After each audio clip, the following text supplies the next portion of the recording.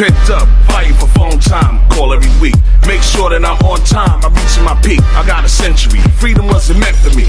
Now I'm making calls from the penitentiary. Pent up, fighting for phone time, call every week. I make sure that I'm on time, I'm reaching my peak. I got a century, freedom wasn't meant for me.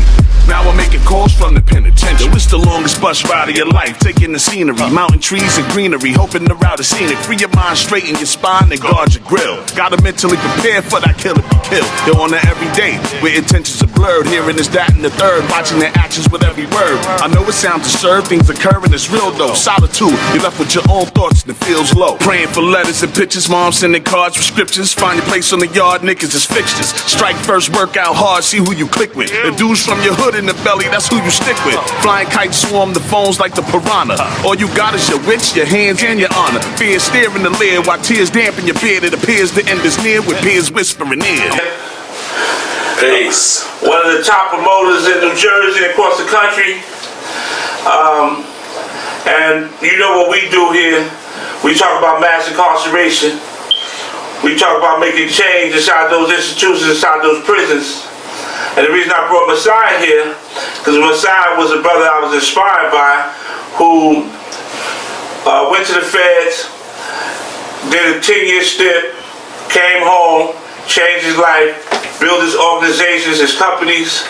And I want to talk about how, as a young child, growing up in the city of Newark and coming to the point where he built these businesses and he's employing people in our community.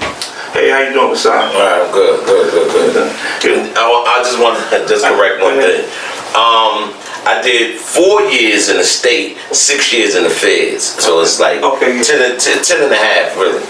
So 4.5 and then 6. They usually, it's the same. Using that penitentiary. Yeah, they're both, yeah. You know, the one thing I usually do when I have my guests, and Messiah, one reason I don't call everybody here to my show, and the reason I chose you was because you came home, and I remember when you first came home, Cats threw your little party, and you said, man, I'm on my grind.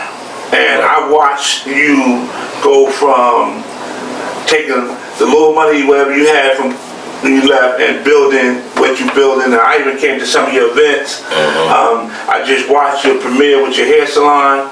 I know you're shooting movies and doing very different things. But I wanted to talk about growing up in Newark, right? And how you as a young brother growing up in Newark, how it transpired that you wound up ending up in the state and federal penitentiary. Well, it all started with my parents, really. They was uneducated. Okay. That's number one. So they gave me the name, a slave master name. So, I took upon that slave master name, and I'm running the streets. I would say I was about like 7, 8 years old. We on Chadwick Avenue, by the way, 100 Chadwick Avenue.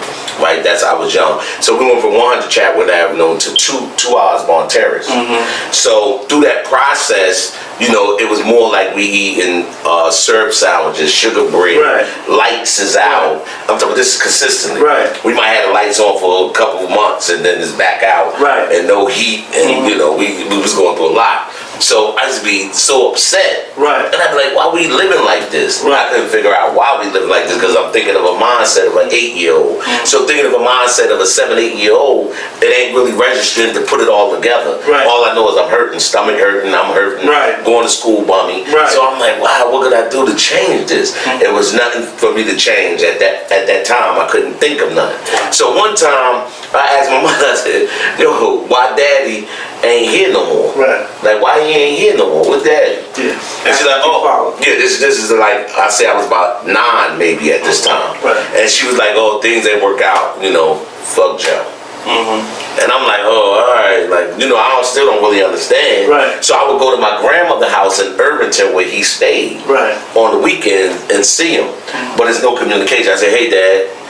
And he don't give me no communication. No, not even hello. No, he was just say, he was like, hey boy. Yeah. He say that, hey boy. Right. That's it. And he would tell me, don't trust the pink man. That's his only words to me forever. The pink man. What was the pink man? The pink man he considers the Caucasian man. Oh, okay. So he would say that. Right. He said, don't trust the pink man.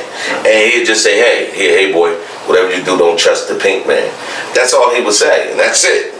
Now remember the mindset of a 9-year-old, now I'm 10, 11, so they still ain't registering. So I'm like, man, fuck this. I get tired of being broke and messed up. So we moved to Irvington. Can I say something? Yeah, go ahead. And I want you to start. Yeah. Was your father an educated man? Did he have any education? Nah, he was a carpenter. And he mastered carpentry and numbers, and he mastered all that plumbing. He could do everything by himself. Plumbing, electricity, he did all that by himself. He didn't go to school for it. He just took books. And in the books, he would work off of that. And he was able to do all of this build stuff. Like, oh, so it was just, he just was great with his hands. Yeah, he was great with his hands and his mind. Because the reason I asked that, because in my experience, and I want to hear more of your experience more, that's why you be here, but I had to research my father and figure out why my father was the way he was and why he wasn't in the house and stuff like that. And I had to learn his experiences and what he went through, and his experience was the reason he treated me the way he treated me and why he wasn't there in the household. And then, so go on with that. That's why I asked that question. Yeah, well, my father didn't like the simple fact. I found out later when I was about 14. He didn't like the fact that my mother's sisters told her to put him on welfare. And he was heated behind that. So he like, you gonna put me in the system because you're just sisters? And that's what they fallout was. So from that point on, since I was like 8 or 9, he left. I'm talking about he left the house. He ain't come to the house no more. I would see him over at my grandmother's house. So he didn't never buy me nothing, never did nothing, no nothing. I was on my own. So my mother, he thought he was suffering, punishing my mother for doing that. But he was really punishing his kids. Because I got 4 sisters and I'm the only boy. And that had to be crazy, not growing up with a father. So it was more like, every time I needed something, there was nobody there I could talk to. There was nobody there for me to, of course I had cousins and all that, but they was going through what they was going through. When we hooked up, we would talk about it in the dark or something. And we hate when the street lights come on. So we know what time it is. Go light candles, go get the stuff ready. I would go get wood and put it in a little metal pot that they got at the hospital. Because my grandmother worked at the hospital, the VA hospital. So she would take these big metal pots that they have food in. And I would go get the wood. Now I get wood, I get tree branches, put it in there so we could have heat. So heat and light. Yeah. So, so now, it was, I say this too, nobody wanted to come stay with me at my house because as far as my cousin though, because I was like 8, 9 years old, still peeing in the bed. Yeah, I was still peeing in the bed. So we couldn't have no. A lot of them won't share that. Yeah, they ain't gonna share that. But I didn't stop peeing in the bed till I was like 15, I think. Wow. 15, yeah, one of my baby mothers will tell you. So it's like. Oh, so you had a baby at 15? No, I'm just saying she knew about it. Just being around. Always, yeah. I was about to say, because some of us had babies at 15. Yeah, 15 years. But that was the joke.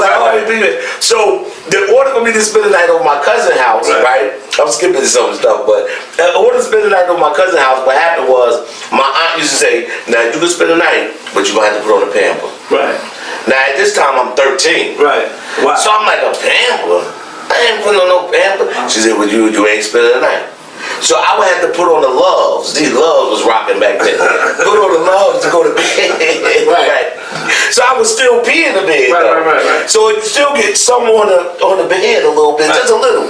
And I was like, yo, I couldn't fix the problem. I don't know what problem I had. So I had nobody to go to and talk like, yo, I'm going through this. Like your father, to keep up my hygienes. None of that. None of that. I was doing this all on my own. So I said, you know what? I was in the 4th grade. So I said, man, I ain't going to school no more. So I ain't go to school no more. This is real talk. So I stopped going to school in the 4th grade. I dropped out. Yeah, dropped out in the 4th grade. This facts. It got me. They said I graduated from somewhere in Patterson. But they have no idea. Because when I stopped going to school, computers and all that wasn't even around. Wow. So nobody had no records. They had no records, so they didn't know what the fuck I dropped off the earth somewhere. So they didn't know none of that. So Messiah, you dropped out in 4th grade. Yeah, 4th grade. There's a study that says that is when most of your education is given. True. Yeah. Wow. Yeah. So what happened after that? So once I dropped out of school, I had these guys out there, not gonna mention names, no name dropping. So over there on Ellis, guy was like, yo, you know, Ellis and Hopkins and Irvington. So he like, yo, you know, watch my stash, you know, I give you $20. You know, when I go in and out of the store and make sales, just make sure none of these fiends, you know, take my shit right there. Right. So I would do it. Right. So, you know, at the end of the day, boom, I get $20. Right. So I said, oh shit, I was eating, you know, $20 back in, Right. in the early 80s. That's a lot. Yeah, For a kid. In the fourth grade. Yeah.